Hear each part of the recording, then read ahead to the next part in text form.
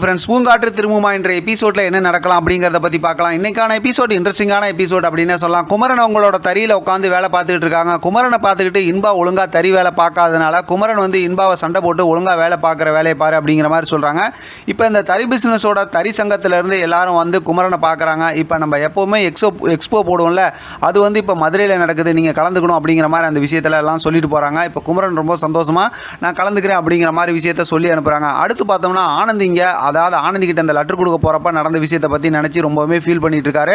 அதனால் பகல் நேரத்திலே சாராயமும் குடிக்கிறாரு. அவங்களோட தங்கச்சி ஒருத்தவங்க இருப்பாங்கல்ல, அவங்க வந்து என்ன பகல் நேரத்திலே சாராயம் குடிக்கிற, யார் அந்த பொண்ணு, என்கிட்ட சொல்லு, நான் போய் பேசுகிறேன், இல்லாட்டி அம்மா கிட்ட சொல்லி பேசுகிறேன் அப்படிங்கிற மாதிரிலாம் சொல்கிறாங்க. ஆனந்த் வந்து கோவப்பட்டு அங்கேருந்து கிளம்பி போயிடுறாரு. இப்போ அவங்க தங்கச்சி வந்து பார்த்தோம் அப்படின்னா அது யாரும் நம்ம அம்மா கண்டுபிடிக்கணும், அம்மா கிட்ட சொல்லணும் அப்படிங்கிற மாதிரி யோசிக்கிறாங்க. அடுத்து குமரன் வந்து இந்த விஷயத்தெல்லாம் நினச்சி ரொம்பவுமே கவலையில் இருக்காரு. பார்த்தா கோட்டி வந்து கூட பேசுகிறாங்க. கோட்டி கூட பேசி உடனே என்ன ஏதுன்னு விசாரிக்கிறாங்க. நடந்த விஷயத்தெல்லாம் இப்போ குமரன் சொல்கிறாரு. அவர் வந்து நல்லா ஹைட் வெயிட்டாக அந்த மாதிரி இருந்தார், அவருக்கே அந்த மாதிரி அடி விழுந்துச்சு அப்படிங்கிற மாதிரிலாம் சொல்கிறப்ப, உனக்கு அந்த மாதிரி நடக்கும்னு நீ ஏன் நினைக்கிற, அதெல்லாம் ஒன்றும் நடக்காது, உன்னை வந்து ஆனந்தி நல்லபடியாக தான் அவங்கள்ட்ட பேசுவாங்க, நீ லெட்டர் கொடுத்துருக்க வேண்டியதானே அப்படி இப்படிங்கிற மாதிரிலாம் இந்த விஷயத்தை கோட்டி பேசுகிறாரு. ஒரு கட்டத்தில் பார்த்தோம் அப்படின்னா இந்த எக்ஸ்போ விஷயத்தை பேசுனதுமே, எக்ஸ்போ விஷயத்துக்கு பார்த்தோம்னா ஆனந்தியும் வராங்களா அப்படின்னு கேளு, நீங்களும் எக்ஸ்போ விஷயத்துக்கு போனீங்கன்னா ஒரு வாரத்துக்கு மேலே எல்லாம் ஒன்றா இருப்பீங்க, அப்போ உங்களுக்குள்ளார நல்ல புரிதல் ஏற்படும் அப்படிங்கிற மாதிரி சொல்கிறாங்க. இப்போ குமரன் வந்து ஆமாம், முதல்ல நாங்கள் ஒருத்தர் புரிஞ்சுக்கிட்டு அப்புறம் தான் காதலுடைய விஷயத்தை சொல்லணும் அப்படிங்கிற மாதிரி சொல்கிறாங்க. அந்த இடத்துக்கு பார்த்தோம் அப்படின்னா இன்பா வராங்க. இன்பா கிட்ட எதுவும் சொல்லாத அப்படிங்கிற மாதிரி சொல்லி அப்படியே சமாளிச்சிடுறாங்க.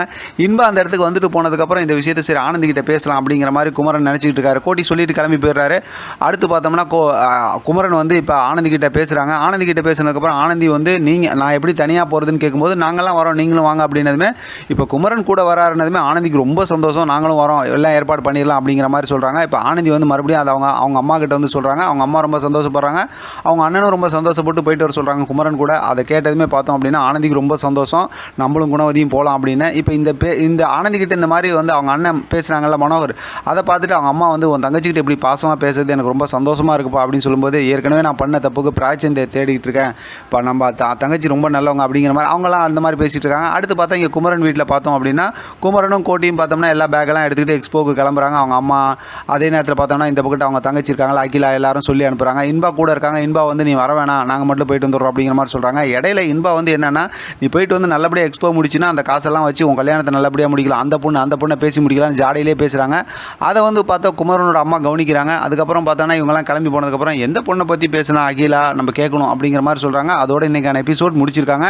பார்க்கலாம் அடுத்து எப்படி ப்ரோமோ வருதுங்கிறத வச்சு நம்ம தொடர்ந்து பேசலாம். இதை பற்றி உங்களோட கருத்து கமெண்ட் பாக்ஸில் தெரியப்படுத்துங்க. தொடர்ந்து ஆதரவு கொடுங்க. தேங்க்யூ ஃப்ரெண்ட், தேங்க்ஸ் ஃபார் வாட்சிங்.